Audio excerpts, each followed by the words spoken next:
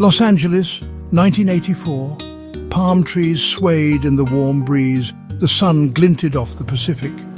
But a darkness had settled over the city of angels. Fear, silent and insidious, crept through the streets. It clung to the manicured lawns and whispered through the canyons.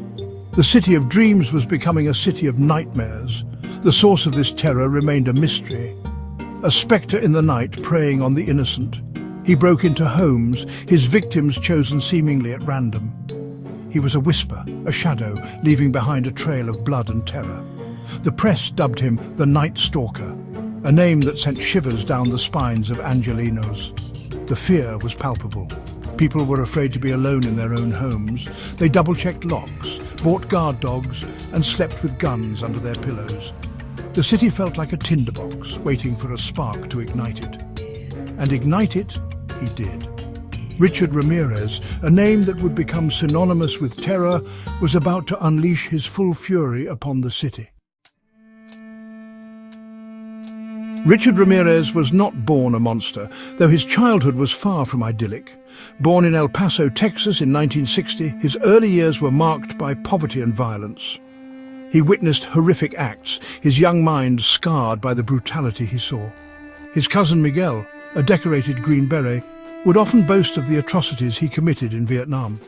Miguel even showed Richard Polaroid pictures of his victims, some of them posed with their abusers. These images, seared into Richard's young mind, planted the seeds of darkness that would later blossom into unimaginable evil. As a teenager, Richard drifted into petty crime, his demeanor growing increasingly erratic. He developed an obsession with Satanism, finding a perverse solace in its dark embrace. His descent into darkness was gradual, insidious, each step taking him further from the light. By the time he arrived in Los Angeles, Richard was primed for violence. He was a powder keg waiting for a spark, and the city, with its underbelly of drugs and despair, provided the perfect fuse. Richard Ramirez's reign of terror began in June 1984.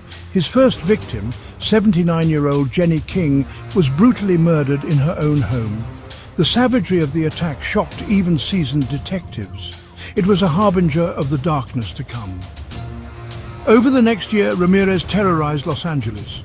He broke into homes, his victims ranging in age from 9 to 83. He raped, tortured and murdered, leaving behind a trail of blood and broken lives. His methods were as varied as his victims. He shot, stabbed, beat and strangled, seemingly taking pleasure in the suffering he inflicted.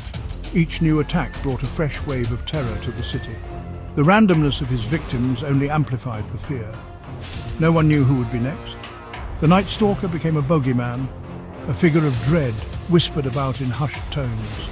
The pressure mounted on the police. The media, sensing the public's fear, ran story after story about the Night Stalker.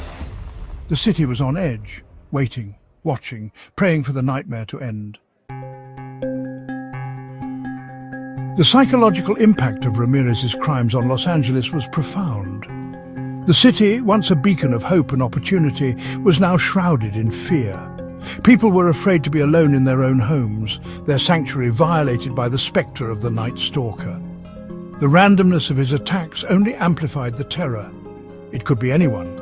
Your neighbor, your friend, your family, no one was safe. The city was a tinderbox, and Ramirez was the match that had set it ablaze. The fear manifested itself in different ways.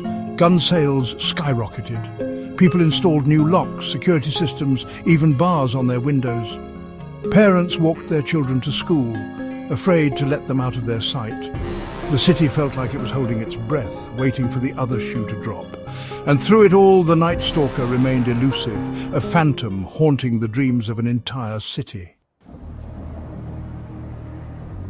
The summer of 1985 was the hottest on record in Los Angeles. The relentless sun seemed to bake the fear into the very pavement. People were afraid to go out at night. The once vibrant nightlife of the city dwindled to a flicker. The police were working around the clock, desperate to catch the Night Stalker. They had few leads, and the pressure was mounting. The media scrutiny was relentless, every misstep magnified. The public was losing faith. Then a break.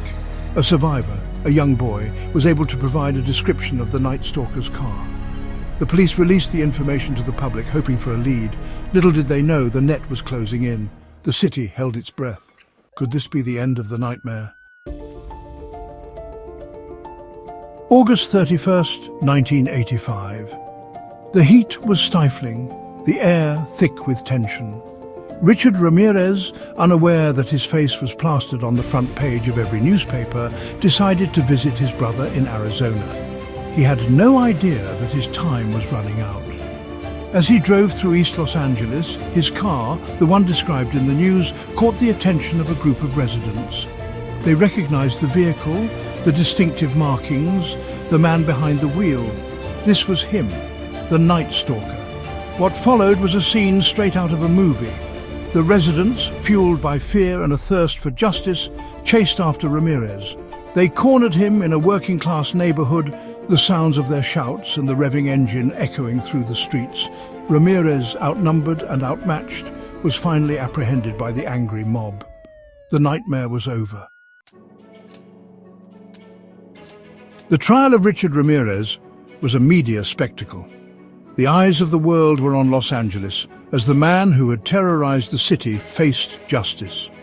The courtroom was packed, the atmosphere electric. Ramirez, now clean-shaven and sporting a suit, seemed to relish the attention. He smiled, winked at the cameras, and even blew kisses to his supporters. He showed no remorse for his crimes, his arrogance only fueling the public's anger. The prosecution presented a mountain of evidence against Ramirez. Fingerprints, eyewitness accounts, and even his own chilling confessions left no doubt of his guilt. The defense, for their part, tried to paint Ramirez as a product of his environment, a victim of abuse and neglect.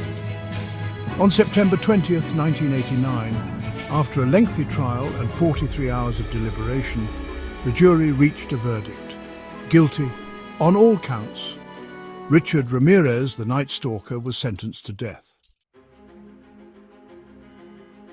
The conviction and sentencing of Richard Ramirez brought a sense of relief to Los Angeles.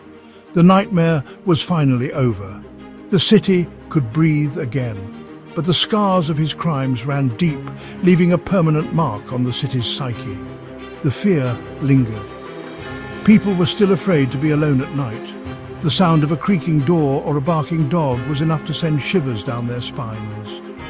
The trauma of that summer, of the constant fear and uncertainty, would never truly go away. The legacy of Richard Ramirez extended beyond the fear. He had forced the city to confront its own vulnerabilities, its dark underbelly of poverty, drugs and despair. He had exposed the fragility of the American dream, the thin veneer of civilization that could be so easily shattered. In the aftermath of the Night Stalker, Los Angeles began a long process of healing.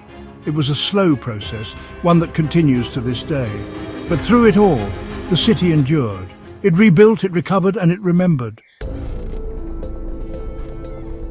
Richard Ramirez died in prison in 2013, his death bringing little closure to the families of his victims. He remained unrepentant until the end, his only regret seeming to be that he hadn't killed more people.